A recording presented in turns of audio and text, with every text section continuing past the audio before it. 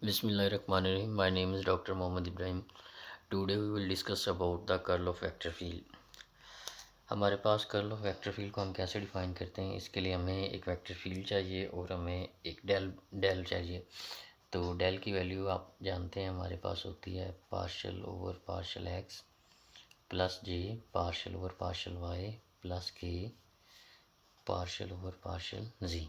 हमें एक vector field चाहिए, तो ये वेक्टर फील्ड हम यहाँ पे ये ले रहे हैं V X I plus V Y J plus V G K. ये हमारे पास एक वेक्टर है, ठीक है, जिसको वेक्टर फील्ड भी कह रहे हैं। तो अगर हम इसके कर्ल की बात करते हैं तो उसको हम कैसे डिफ़ाइन करेंगे।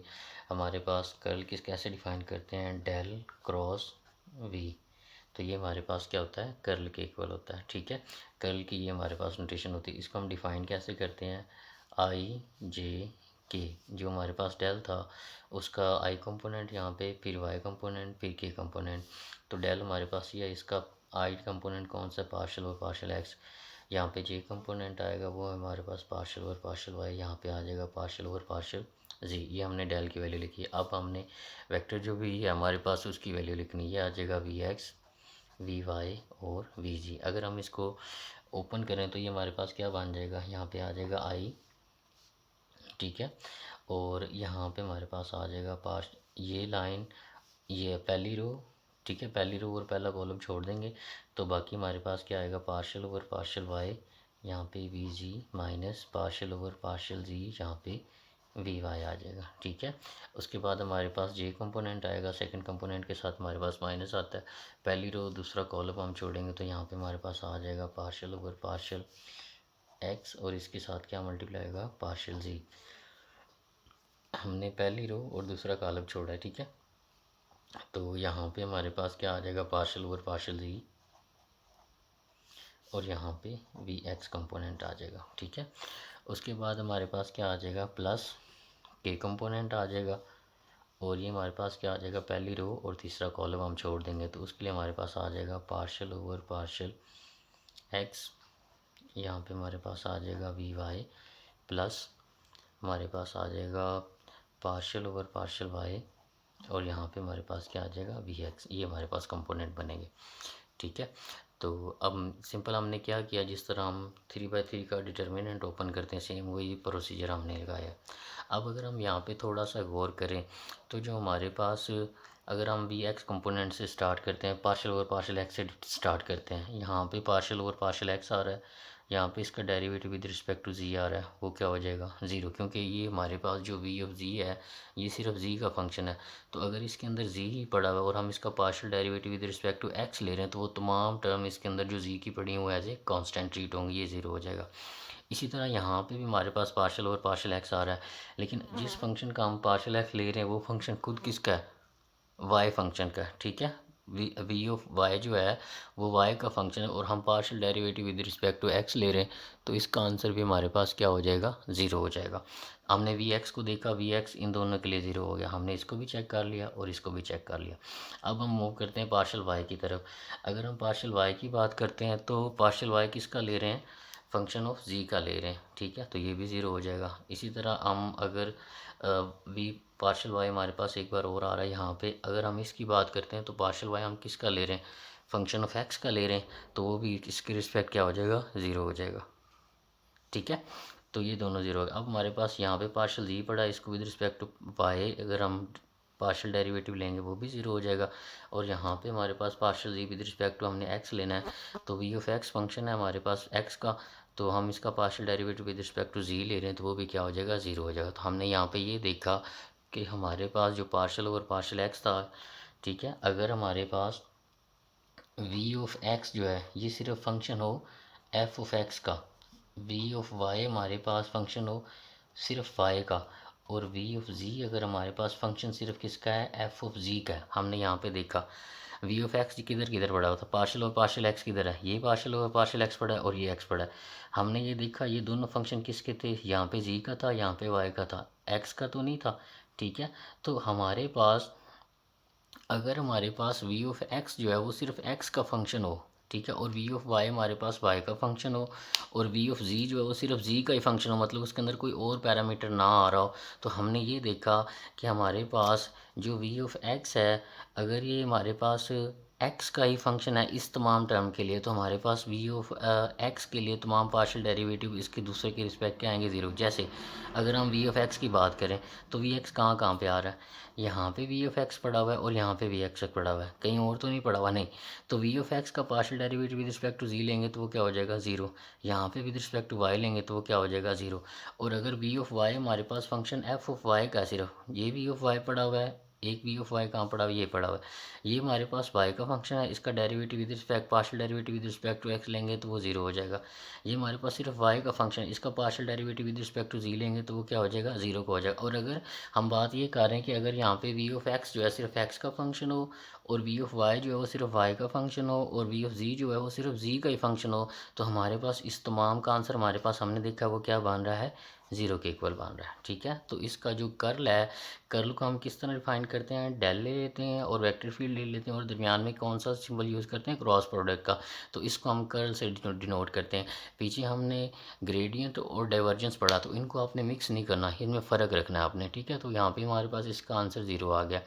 ठीक है, बेसिकली अगर हम इसकी ज्योमेट्रिकली सिग्निफिकेंस की बात करें कि हमारे पास जो कर्ल है वो किसको रिप्रेजेंट करता है, तो कर्ल हमारे पास पार्शियल डेल क्रॉस वी, ये हमारे पास फिजिकली किसको रिप्रेजेंट करता है, रोटेशन ऑफ वेक्टर को शो करता है, R O T, rotation rotation of a vector around a point. तो ये हमारे पास क्या बताता है, किसी भी वेक्टर की हमें रोटेशन बताता है, किसी पॉइंट के अलोंग बताता है। क्या चीज़ बताती है, कर्ल ऑफ वेक्टर। तो किसी भी, अगर हम किसी भी वेक्टर फील्ड का कर्ल ले रहे हैं तो बेसिकली वो हमें क्या बताता है, उस वेक्टर की रोटेशन बताता है किसी एक पॉइंट के गिर्द। ठीक है, अगर हम बात करें, अगर ज्योमेट्रिकली देखना चाहें थोड़ा सा, ठीक है, अगर हम ज्योमेट्रिकली थोड़ा देखना चाहें, फॉर एग्जांपल हमारे पास एक वेक्टर है, ठीक है, ये वेक्टर फील्ड वी है, ठीक है, इसके तमाम वेक्टर इस तरफ मूव कर रहे हैं, तो ये किसी चार्ज पार्टिकल के गिर्द अलोंग जो है, चार्ज पार्टिकल के गिर्द मतलब रोटेट तो नहीं कर रही है, तो बिल्कुल सीधे स्ट्रेट जा रहे हैं। तो इसका मतलब ये क्या क्या होगा कि इसका जब आप कर लेंगे तो उसका आंसर हमारे पास क्या आएगा, ज़ीरो आएगा। ठीक है, इसी तरह अगर हम एक और पार्टिकल ले लेते हैं जिसके अंदर वेक्टर कुछ इस तरह से मूव कर रहे हैं,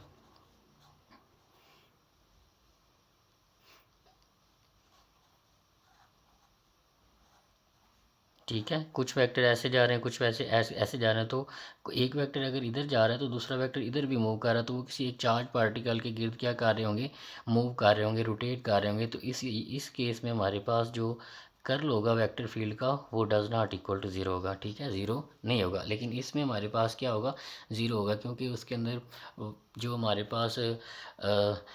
पास जो रोटेशन है वेक्टर की, वो हमारे पास किसी पॉइंट के गिर्द रोटेट नहीं कर रहा, उसकी रोटेशन ज़ीरो है। ठीक है, वो स्ट्रेट जा रहे हैं, लेकिन यहाँ पे हमारे पास जो है वो किसी पॉइंट के गिर्द हमारे पास वेक्टर क्या कर रहे हैं, रोटेट कर रहे हैं, तो वहाँ पे हमारे पास जो है कर्ल जो है वो नॉन ज़ीरो आएगा। ठीक है, तो हमने इस चीज़ को ख्याल में रखना है, उसको भूलना नहीं है। अब हमारे पास एक इम्पोर्टेंट केस है कि अगर किसी चीज़ का हमारे पास जो है रोटेशन हम उसकी लेते हैं और उसका कर्ल अगर हमारे पास ज़ीरो आ जाता है, तो इसका मतलब ये हुआ, इफ़ यहाँ पे हम लिखेंगे note, if del cross V is equal to zero, अगर हमारे पास किसी वेक्टर फील्ड की जो रोटेशन है वो हमारे पास ज़ीरो आ जाती, तो इसका मतलब क्या होगा, इसका मतलब ये होगा कि जो हमारे पास वी वेक्टर है वो इररोटेशनल फील्ड है,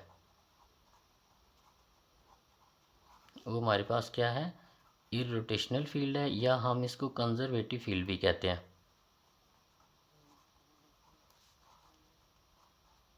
ठीक है, तो ये हमारे पास कंजर्वेटिव फील्ड की भी एग्जांपल है, जिसके अंदर हमारे पास जो कर्ल है वो ज़ीरो के इक्वल आ जाए, तो उसको, उस फील्ड को हम क्या कहते हैं, उसके अंदर जो वी था हम उसको क्या कहते हैं कि वो हमारे पास इररोटेशनल फील्ड था, उसके अंदर रोटेशन नहीं हो रही है, इसको कंजर्वेटिव फील्ड का नाम भी हम देते हैं। अभी हम इसके रिलेटेड एक थोड़ा सा रिजल्ट देखते हैं कि अगर हमारे पास ये कर्ल हमने किसी वेक्टर फील्ड का लिया है और इसका आंसर अगर हमारे पास ज़ीरो के इक्वल आ गया, तो इसका मतलब ये हुआ कि इसके अंदर जो हमारे पास ये वेक्टर वी जो पड़ा हुआ है, ये किस फॉर्म का होगा, ये वेक्टर वी हमारे पास क्या होगा, ये हमारे पास डेल ऑफ फाई के इक्वल होगा, ये किसी चीज़ का ग्रेडियंट होगा।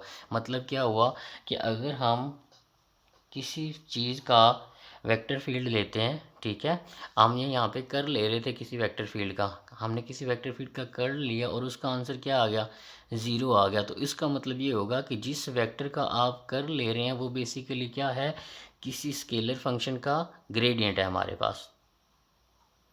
इसको आपने याद रखना है, ये इक्वल टू ज़ीरो है हमारे पास। इसको अगर हम शॉर्ट फॉर्म में लिखना चाहें तो इसको कैसे लिखेंगे, ये हमारे पास क्या है, ये हमारे पास किसको रिप्रेजेंट कर रहा है, क्रॉस आ जाए तो वो कर्ल को रिप्रेजेंट करता है। तो ये कर्ल रिप्रेजेंट कर रहा है किसके अंदर, क्या पड़ा हुआ है, ग्रेडियंट के। यहाँ पे इसका मतलब क्या है कि कर्ल ऑफ ग्रेडियंट हमारे पास क्या है, ज़ीरो है। मैं दोबारा रिपीट कर देता हूँ, अगर हम किसी वेक्टर फील्ड का कर्ल ले रहे हैं और उसका आंसर ज़ीरो आ गया, तो इसका मतलब ये हुआ कि ये जो वी है, जो वेक्टर फील्ड है, वो किस नोयत क्या है, उस वो वेक्टर किसकी वजह से बन रहा है, वो हमारे पास एक स्केलर फंक्शन का ग्रेडियंट पड़ा हुआ है, ठीक है। तो ये किसी स्केलर फंक्शन का हमारे पास क्या पड़ा हुआ है, ग्रेडियंट पड़ा हुआ है। हमने स्केलर ये ग्रेडियंट का क्या लिया, कर लिया, हम कर ले रहे हैं किसका, ग्रेडियंट का, इसलिए वो हमारे पास क्या आ रहा है, ज़ीरो आ रहा है। किसी भी वेक्टर फील्ड का अगर हम कर लेते हैं, ठीक है, किसी वेक्टर फील्ड का हम कर लेते हैं और उसका आंसर ज़ीरो की इक्वल आ जाता है, तो इसका मतलब ये हुआ कि जिस वेक्टर फील्ड का आप कर ले रहे थे, बेसिकली क्या है वो किसी स्केलर फंक्शन का ग्रेडियंट है हमारे पास। इसको आपने याद रखना है, इसको हमने आगे यूज़ करना है।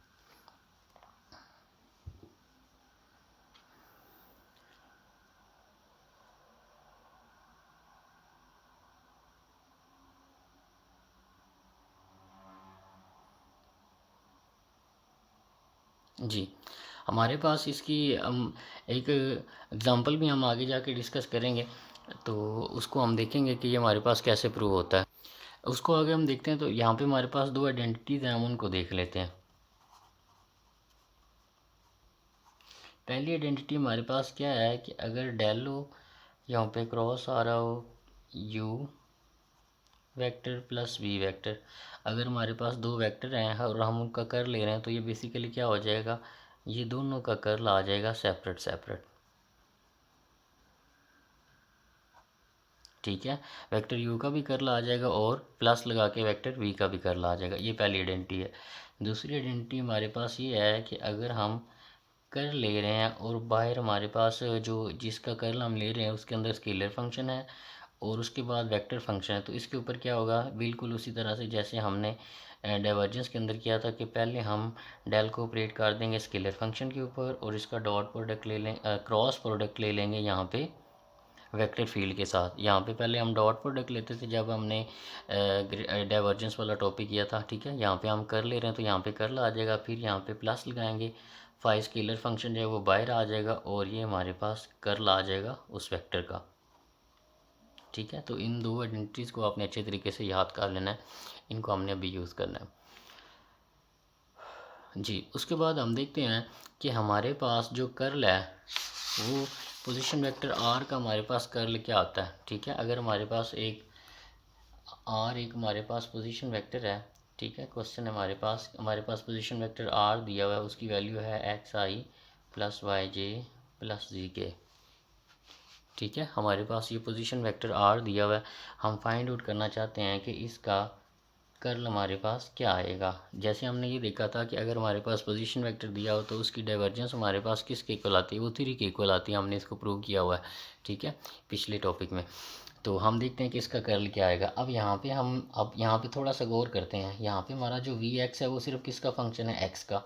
अगर वी वाई की बात करें तो वो फंक्शन किसका है, वाई का। और वी जी जो है वो किसका फंक्शन है, जी का। हमने जब ये टॉपिक रिप्रेजेंट कर रहे थे, बयान एक्सप्लेन कर रहे थे, तो हमने ये कहा था कि ये हमारे पास हमने डेफिनेशन किसके ऊपर की है, किसी भी वेक्टर फील्ड के लिए हम उसका कर लेंगे तो उसकी ये हमारे पास इक्वेशन बनती है, ये वाली, ये पूरी, ठीक है। अब अगर ये इक्वेशन के अंदर जो वी ऑफ एक्स है वो सिर्फ एक्स का फंक्शन हो, वी ऑफ वाई सिर्फ वाई का फंक्शन हो और वी ऑफ जी जो है वो जी का फंक्शन हो, और इसका आंसर हमारे पास किसके इक्वल आएगा, फिर जीरो के इक्वल आएगा। तो हम यहाँ पे अगर गौर करें तो वी ऑफ एक्स हमारे पास किसका फंक्शन है, एक्स का। वी ऑफ वाई हमारे पास किसका फंक्शन है, सिर्फ वाई का। और वी ऑफ जी हमारे पास किसका फंक्शन है, जी का। तो इसका आंसर हमारे पास किसके इक्वल आएगा, del cross R is equal to zero. अगर आप इसको प्रूव करना चाहते हैं तो आप यहाँ पे लिखेंगे आई जे के, ठीक है। ये आएगा डेल क्रॉस वी, ठीक है। डेल की वैल्यू आएगी partial over partial x, partial over partial y, partial over partial z. यहाँ पे हमारे पास आ जाएगा एक्स वाई और जी। अब देखेंगे जब आप इस डिटर्मिनेंट को ओपन करेंगे और उसके बाद पार्शियल डेरिवेटिव लेके सॉल्व करेंगे तो इसका आंसर हमारे पास किसके इक्वल आएगा, ज़ीरो के इक्वल आएगा, ठीक है। तो ये आपने प्रूव करना है कि इसका आंसर वाकई ज़ीरो के इक्वल आता है, ठीक है। मैंने शॉर्ट फॉर्म में ये आपको बता दिया है, ठीक है, पिछली आइडेंटिटीज को यूज़ करते हुए या पिछला कॉन्सेप्ट को यूज़ करते हैं, लेकिन आपने इसको प्रूव करना है। उसके बाद हमारे पास कुछ इंपॉर्टेंट जो आइडेंटिटीज़ हैं आगे और हैं। पहली आइडेंटिटी हमारे पास है,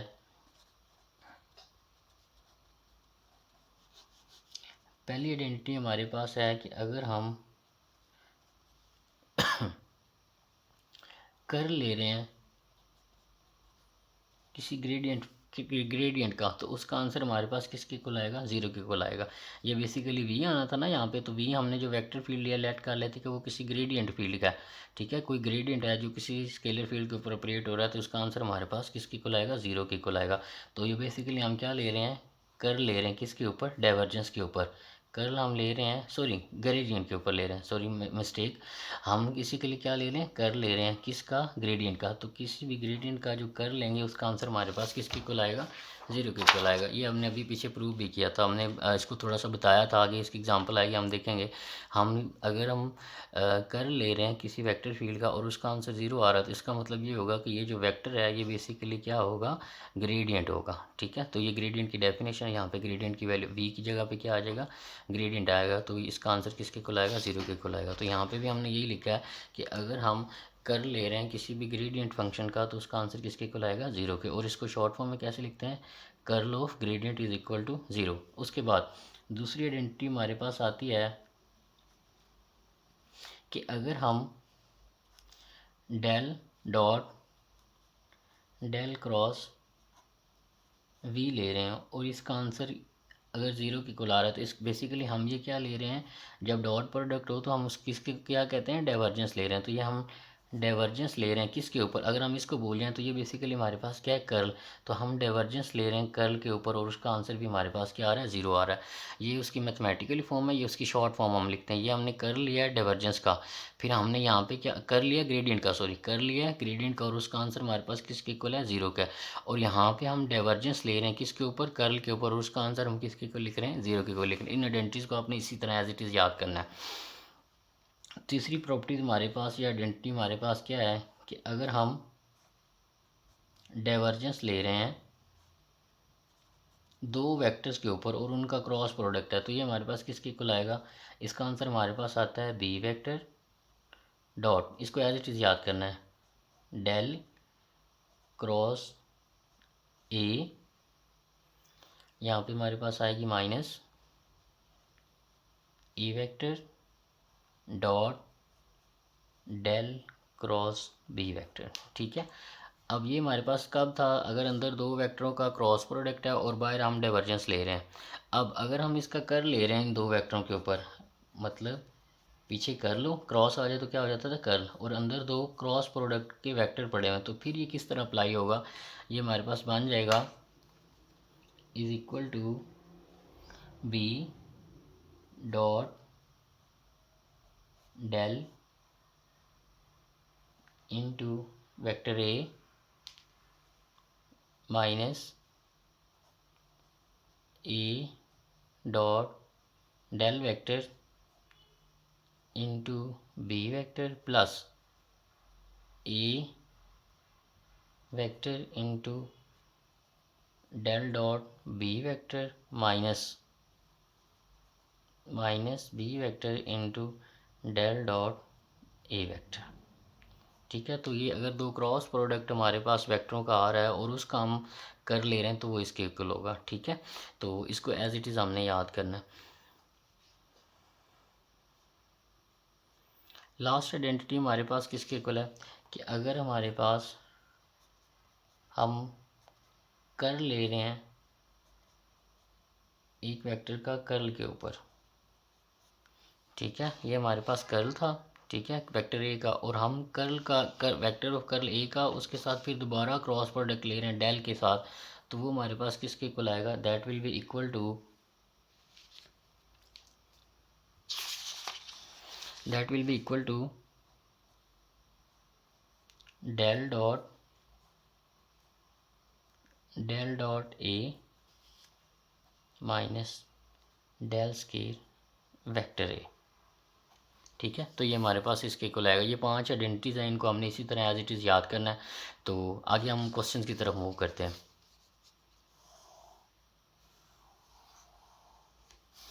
जी, क्वेश्चन हमारे पास दिया हुआ है,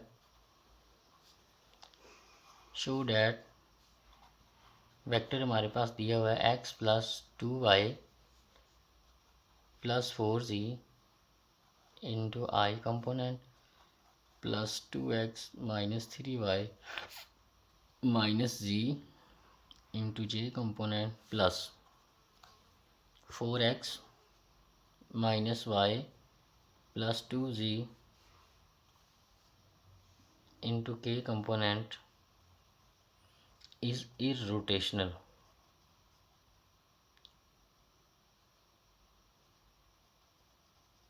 ये हमारा जो हमारे पास वेक्टर है, ये हमारे पास क्या है, इररोटेशनल। हमने इसको प्रूव करना है। ये पहला पॉइंट है हमारे पास। उसके बाद है हमारे पास फाइंड आउट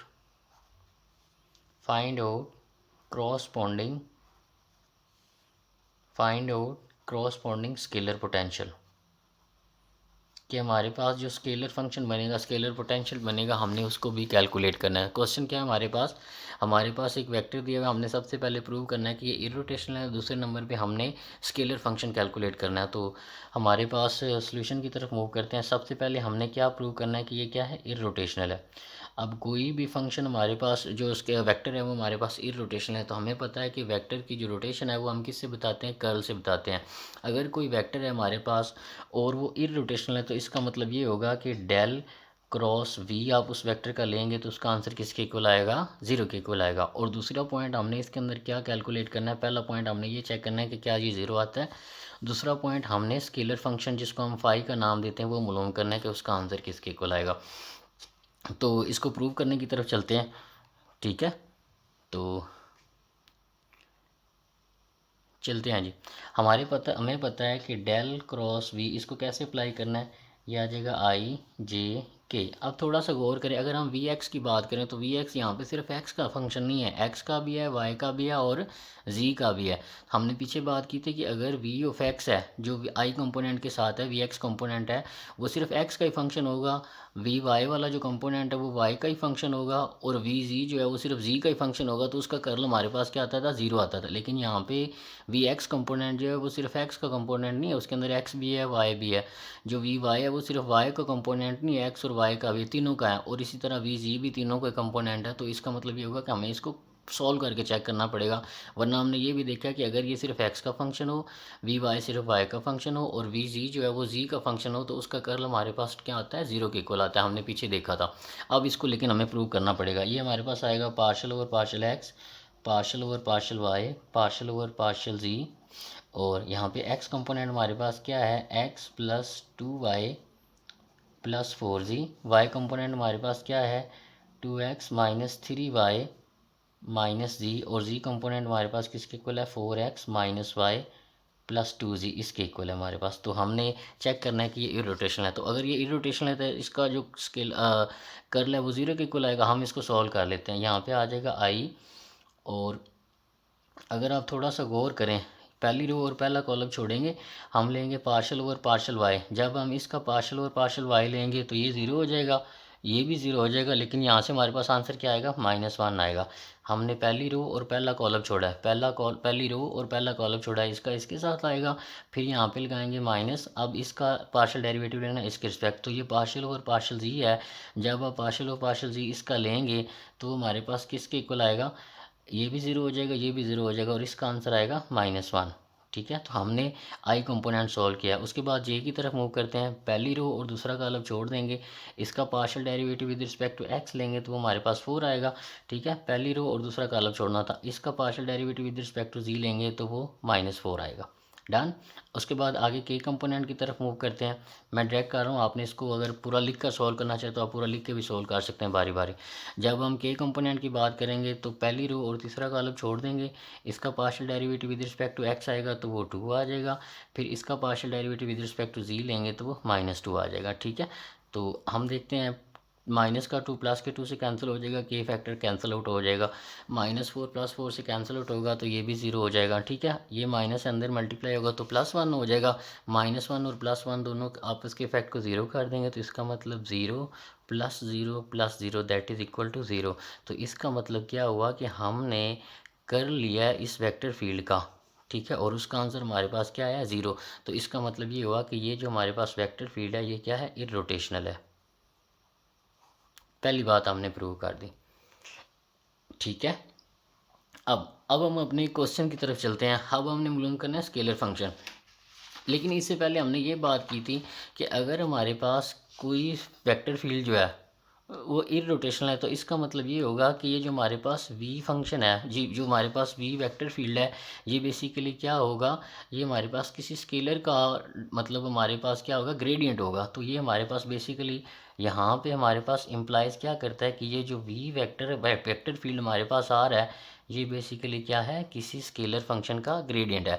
अगर हम स्केलर फंक्शन की ग्रेडियंट की डेफिनेशन यूज़ करें, हम अज्यूम कर रहे हैं कि ये किसका है, किसी स्केलर फंक्शन का ग्रेडियंट है, इसलिए ये 0 के इक्वल है। जैसे हमने अभी पीछे यहाँ पे प्रूव किया था, बताया था कि अगर हम कर ले रहे हैं किसी वेक्टर फील्ड का और वो 0 आ रहा है तो इसका मतलब ये होगा कि ये जो वेक्टर फील्ड होगा वो बेसिकली ग्रेडियंट होगा किसी स्केलर फंक्शन का। ठीक है, ये हमने प्रूव किया। ठीक है, हमने बताया यहाँ पे अज्यूम किया हुआ हमने इसको, तो इसको हम लेके चलते हैं। तो अगर ये 0 के इक्वल आ रहा है तो v इस फॉर्म का, यहाँ पे इसकी वैल्यू पुट कर देते हैं। डेल्टा हमारे पास किसके इक्वल होता है, partial over partial x plus j partial over partial y plus k partial over partial z. ठीक है, ये हमने डेल की जगह पे पुट किया। अब यहाँ पे हमारे पास सिग्मा है, फाई है, तो ये हम यहाँ पे स्केलर फंक्शन फाई हमने ले लिया यहाँ पे जी। ठीक है, तो इसको तीनों के ऊपर ऑपरेट कर देते हैं। ये आ जाएगा partial phi over partial x plus j partial over partial y plus k partial over partial z. यहाँ पे भी फाई आ जाएगा और यहाँ पे भी फाई आ जाएगा। अब हमें पता है कि ये v है, v इसके इक्वल है और ये v की जगह पे पुट कर दिया। अगर हम ये कहना चाहें कि वेक्टर v जो है वेक्टर v के इक्वल है, तो ये वाला v था, हमने इसकी जगह पे इसकी वैल्यू पुट कर दी। तो v is equal to v लिखेंगे तो एक जगह पे ये वैल्यू पुट कर देंगे और एक जगह पे ये वेक्टर हम लिखते हैं।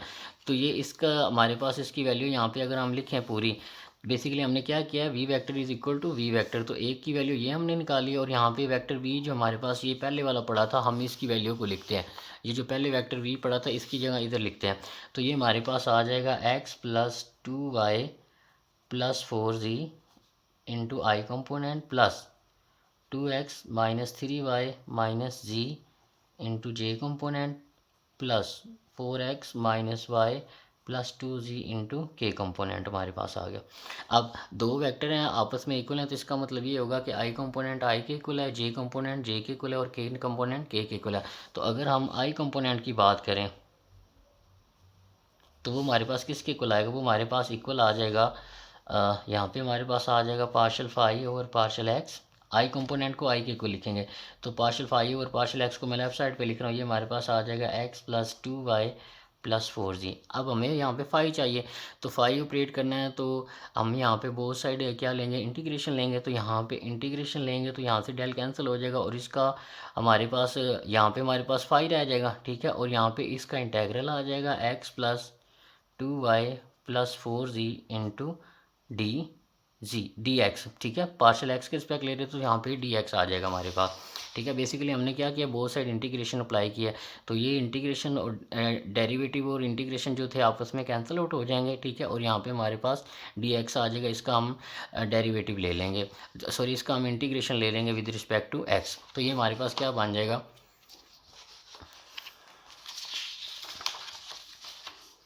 जी हमारे पास फंक्शन दिया हुआ था,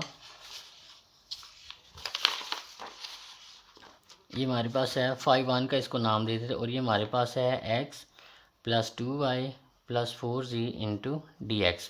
ठीक है। तो जब इसको सॉल्व करेंगे तो ये आ जाएगा x D x plus 2 constant है, बाहर आ जाएगा वाई डी एक्स प्लस 4 बाहर आ जाएगा, ये जी आ जाएगा और डी एक्स आ जाएगा। ठीक है, अब यहाँ पे जी और वाई भी एज ए कॉन्स्टेंट ट्रीट होंगे तो ये भी बाहर आ जाएंगे, और अगर हम इसको सॉल्व करें तो एक्स की इंटीग्रेशन करेंगे तो ये एक्स स्क्वायर बाई 2 आ जाएगा, यहाँ पे 2 एक्स वाई आ जाएगा, यहाँ पे 4 एक्स जी आ जाएगा हमारे पास, और यहाँ पे एक सी आएगा कांस्टेंट ऑफ इंटीग्रेशन, तो यहाँ पे हमारे पास वो सी आएगा। लेकिन इस सी की जगह पे हम क्या लिखेंगे, x square plus two x y plus 4 x z. यहाँ पे जो सी है ये हमारे पास फंक्शन बनेगा जिसके रिस्पेक्ट हम इसको इंटीग्रेशन कर रहे थे, उनके अलावा बाकी पैरामीटर्स के। तो पैरामीटर कौन कौन सा हम इसके अंदर यूज़ कर रहे हैं, एक्स वाई जी। तो जी एक्स के रिस्पेक्ट तो हम इसका इंटीग्रेशन कर रहे थे, तो हमारे पास जो कांस्टेंट आएंगे वो कौन सी फॉर्म के आएंगे, वाई और जी की फॉर्म के आएंगे। ये हमारे पास 5 आ जाएगा। जब हमारे पास जो जे कंपोनेंट है आप उनको आपस में इक्वल रखेंगे, मतलब जो जे वाला फैक्टर है जब आप उनको आपस में इक्वल रखेंगे तो उसका आंसर हमारे पास किसके इक्वल आएगा वो देखते हैं। यहाँ पहले हमने आई कंपोनेंट को आई कंपोनेंट के इक्वल लिखा है, यहाँ से आप जब जे कंपोनेंट को जे कंपोनेंट के इक्वल लिखेंगे तो उसका आंसर हमारे पास आएगा, मैं डायरेक्ट आंसर लिख रहा हूँ, उसका आंसर हमारे पास आएगा 5 का हम उसको नाम देंगे फॉर जे कंपोनेंट, और वो हमारे पास किसके इक्वल आएगा 2 x y minus 3 y square minus y z, और यहाँ पे भी एक कांस्टेंट ऑफ इंटीग्रेशन आएगा। यहाँ पे हमारे पास विद रिस्पेक्ट टू वाई लिया था, तो जो यहाँ पे कांस्टेंट ऑफ इंटीग्रेशन आएगा वो एक्स और जी के फंक्शन होगा हमारे पास। इसी तरह जब आप के कंपोनेंट वाले को के इक्वल लिखेंगे, ये के कंपोनेंट था, के कंपोनेंट को के कंपोनेंट के इक्वल करेंगे तो हमारे पास जो है 5 3 आएगा। उसको जब आप के कंपोनेंट को कंपेयर करेंगे तो वहाँ से हमारे पास 5 3 बनेगा, और वो हमारे पास किसके इक्वल आएगा, वो हमारे पास इक्वल आएगा 4 x z minus y z plus 2 z का स्केल प्लस, अब हमने इसको with respect to z integrate किया तो कांस्टेंट हमारे क्या क्या होंगे, वाई और एक्स और वाई होंगे, एक्स कॉमा वाई हमारे पास यहाँ पे कांस्टेंट ऑफ इंटीग्रेशन आएंगे। ठीक है, तो जो हमारे पास स्केलर पोटेंशियल का फंक्शन बनेगा, स्केलर पोटेंशियल फंक्शन जो हमारे पास बनेगा वो बेसिकली क्या बनेगा, वो हमारे पास 5 बनेगा। ठीक है, और वो किसके इक्वल होगा, वो हमारे पास इक्वल टू होगा 5 1 प्लस 5 2 प्लस 5 3। तो हम इन तीनों जो 5 हमारे पास आ रही हैं इनको सम करेंगे और वो इसके इक्वल आएगा, और इसका आंसर हमारे पास किसके इक्वल आएगा, that will become after solving putting all the values x square by 2 minus 3 y का स्क्वायर प्लस 2 जी का स्क्वायर प्लस 2 एक्स वाई। ठीक है, और यहाँ पे हमारे पास आ जाएगा 4 x z minus y z, और ये जो हमारे पास कांस्टेंट है, ये जो एफ ऑफ वाई जी आया, एफ ऑफ एक्स जी आया, एफ ऑफ एक्स वाई आ गया, हम इनको इन तीनों को ऐड करेंगे और उसको सिंपल सी का नाम दे देंगे। ये हमारे पास कांस्टेंट इंटीग्रेशन आएगा। तो स्केलर फंक्शन जो स्केलर पोटेंशियल फंक्शन जो हमारे पास बनेगा वो हमारे पास बना है x square by 2 minus 3 y का स्क्वायर प्लस 2 जी का square plus 2 x y plus 4 x z minus y z plus c हमारे पास आया। तो हमने इस क्वेश्चन के अंदर दो चीज़ें कैलकुलेट करनी थी। हमारे पास ये वेक्टर फील्ड दिया हुआ था, हमने ये बताना था कि ये जो वेक्टर फील्ड है ये क्या है, हमारे पास इररोटेशनल है। तो हमने इसका कर्ल लिया, कर्ल का आंसर 0 आ गया, तो ये क्या है, इररोटेशनल है। अगर ये इररोटेशनल है तो इसका मतलब ये हुआ कि ये जो वेक्टर फील्ड है ये बेसिकली क्या है, ये हमारे पास ग्रेडियंट है किसी स्केलर फंक्शन का। ठीक है, तो ये किसी स्केलर फंक्शन का ग्रेडियंट है, तो हम वेक्टर फील्ड को इस फॉर्म में लिख सकते हैं। यहाँ पे हमने डेल और फाई की वैल्यू पुट की, वो इसके इक्वल आ गई। यहाँ पे वेक्टर फील्ड जो था ये वाला, यहाँ पे इसकी वैल्यू पुट की, तो ये दोनों आपस में इक्वल थे, तो हमने आई वाला कोएफिशिएंट आई के इक्वल पुट किया, वाई वाले को वाई के और जे वाले को जे के इक्वल पुट करके हमने इनको इंटीग्रेट किया। पहले एक्स के रिस्पेक्ट इंटीग्रेट किया, फिर वाई के रिस्पेक्ट और फिर जी के रिस्पेक्ट। यहाँ पे हमारे पास 5 1 5 2 5 3 हमारे पास स्केलर पोटेंशियल है। हमें सिंपल स्केलर पोटेंशियल फंक्शन चाहिए था, तो हमने इन तीनों को ऐड किया, तो हमारे पास जो स्केलर पोटेंशियल फंक्शन है 5 वो हमारे पास ये वाला आया। ठीक है, तो हमने इस क्वेश्चन के अंदर कर्ल को यूज़ करना था, और कर्ल को यूज़ करते हुए इरोटेशनल प्रूव करना था, इरोटेशनल प्रूव करते हुए हमने स्केलर पोटेंशियल फंक्शन कैलकुलेट करना था। तो हमने इसको फाइंड आउट किया है। इस लेक्चर के अंदर हमने ये देखा है कि हमारे पास किसी भी वेक्टर फील्ड का हम कर्ल कैसे लेते हैं, उसकी आइडेंटिटीज़ क्या है, और उसका हमने एक क्वेश्चन देखा है। ठीक है, उम्मीद करते हैं आपको इसकी अच्छे से समझ आई होगी। अगर आपको इसके रिलेटेड कोई इशू या प्रॉब्लम फेस करना आए तो आप पूछिएगा, इंशाल्लाह उसको क्लियर किया जाएगा। थैंक यू, अपना ख्याल रखिएगा, अल्लाह हाफिज़।